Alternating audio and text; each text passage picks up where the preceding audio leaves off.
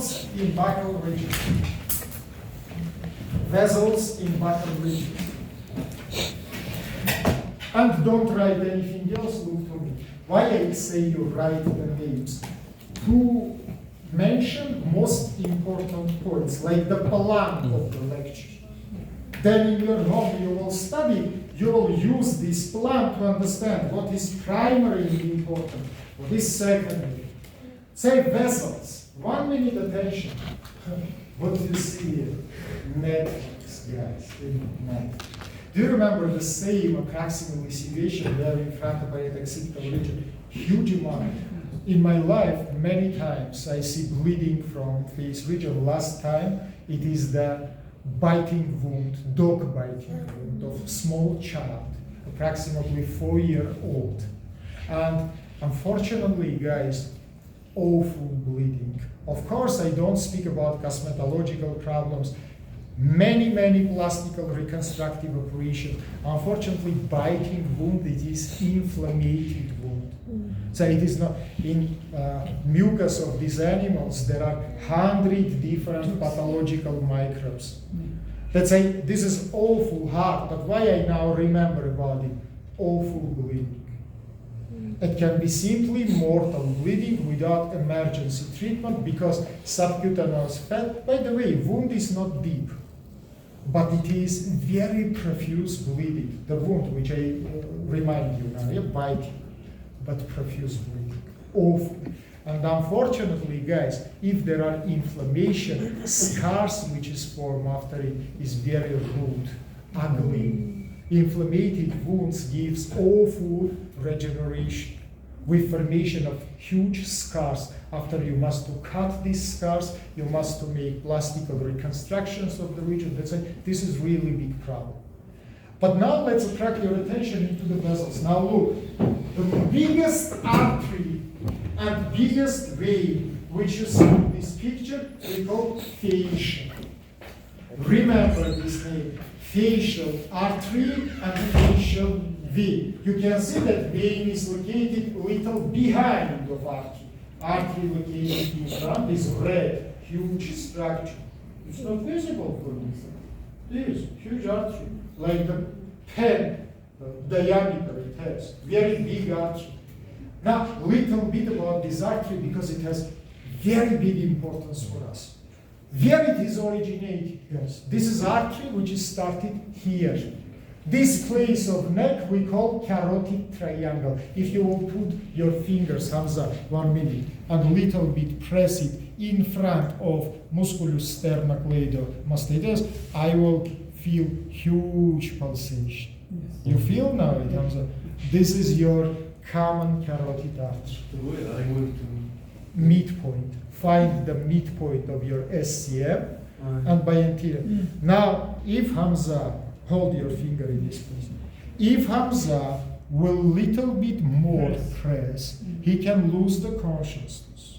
Especially if Hamza will do it from 2 sides. Why?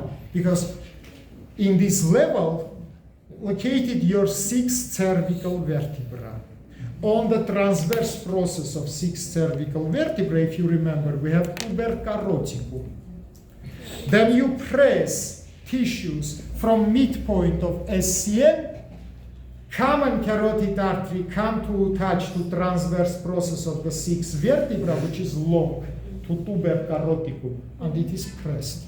That's why, by the way, this is the method to temporarily arrest the bleeding from huge bleedings of the head region. If you don't have any other chance, finally you can press common carotid artery. But you must do it very short time, because then you press common carotid artery, you close the supplement of your brain. hypoxia. Hypoxia, the person can be died. If you will press from, it is, by the way, one of the methods to kill the person. If in this direction, approximately from midpoint, go from here and close my door quickly. Yes, sir. If I will press my hands from 2 sides, it will be necessary to make it during 1.5, 2, maximum 3 minutes, and it can simply make clinical death. which is after pass to the biological.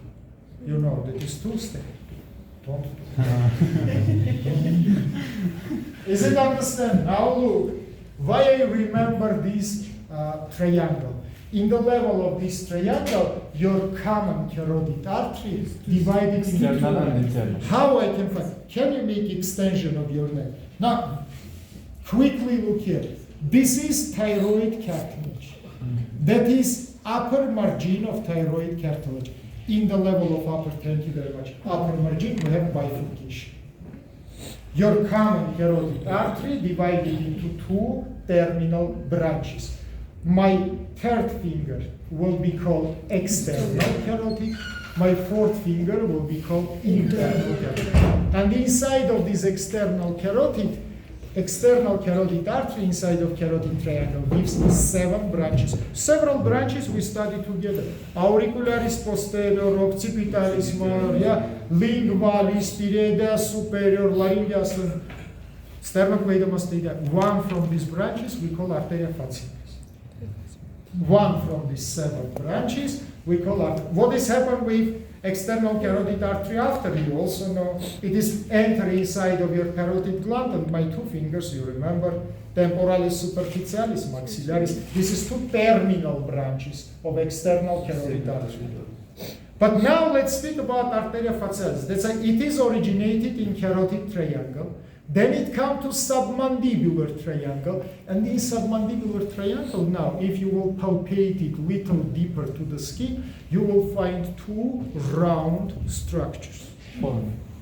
No, it is your submandibular salivatory glands. Not in that place, not here, not here, here. Let's say, put your fingers in the place which I show you, and 99% of persons who is here present, even 100% of persons will palpate it little bit enlarged, round structures. Now listen what I tell you. Normally, our salivatory glands is not palpatable structures. But why 100% of persons now palpate it here, this enlargement? Everything is simple. You palpate it not the salivatory gland, but you palpate it the lymphatic nodes, which is located in the capsule of it. Because inside of capsule of this gland, there are lymphatic nodes which is drain all your oral cavity. Now listen what I will tell you. Normally, lymphatic nodes also unpalpatable structures. How it's happened that now you palpated them here? Because they are enlarged. Your stomatologist teachers will tell you that we don't have any person today without inflammation in oral cavity. Another question, this inflammation treated or no? Another question, it is acute or chronic? But any person have the inflammation. That's why these lymphatic nodes in 99% cases is enlarged. That's why I remember now about that. Because your facial artery passes inside of the capsule of your submandibular salivatory gland, behind of the gland. Look, you have 3 big salivatory glands: parotid, submandibular, and sublingual. After passage inside of submandibular gland, artery come to the inferior margin of your mandible in the place of its midpoint and turn to the face region.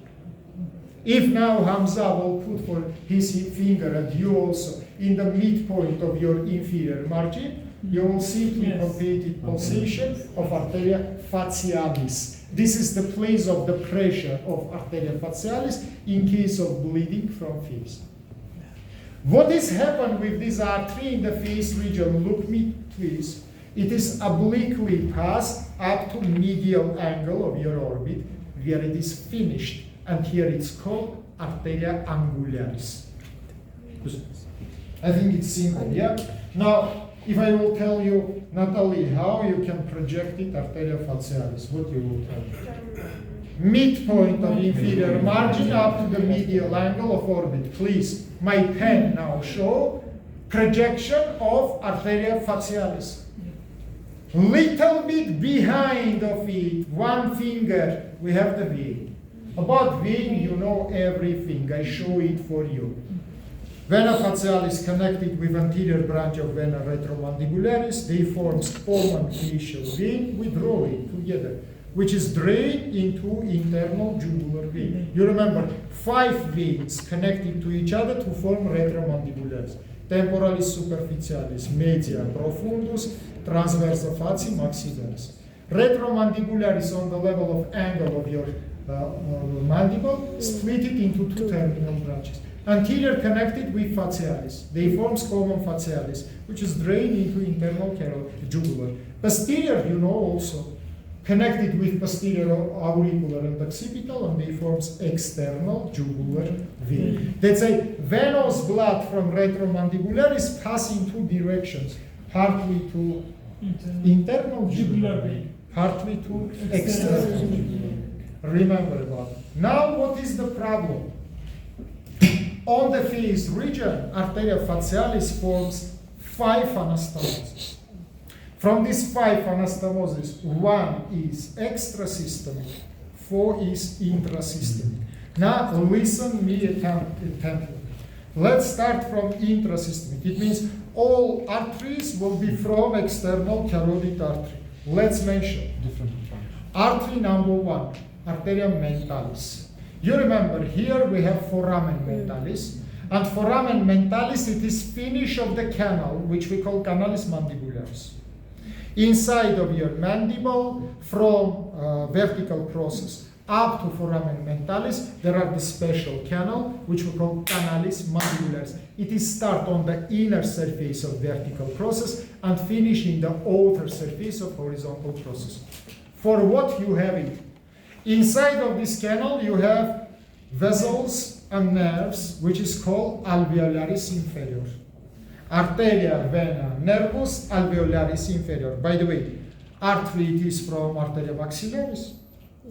Vein it is drained into the facial vein, and nerve it is from nervus mandibularis. That is the structures which is supply all your inferior tools.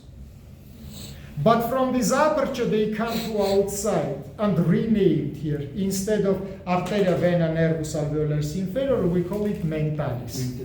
And they supply your chin region. And it forms anastomose with arteria facialis. First one. Intrasystemic, because both is from external carotid artery. Now look to me. Second artery we call arteria infraorbitalis. I want to remind you that below infraorbital margin, in midpoint approximately, little bit more medially, we have foramen infraorbitalis.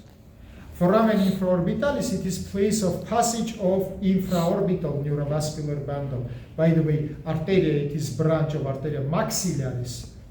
You remember, again I show for you. Nerve, it is branch of nervus maxillaris. And here it forms pes ansarinus minor, small goose leg, which is made innervation of the skin in the region of fossa canina. In anatomy you study. And it also make anastomose with arteria facialis. Third artery we call arteria transversa facie. It is past 1 finger below your zygomatic arch and parallelly to it. Arteria transversa facie, it is the branch of temporalis superficialis inside of parotid gland. I told you many times that external carotid artery inside of parotid gland split it into 2 branches, temporalis superficialis and maxillaris. By your face impression, I understand that it is enough for you. It is 203, 204, yeah? Today, 3rd of the March? Third.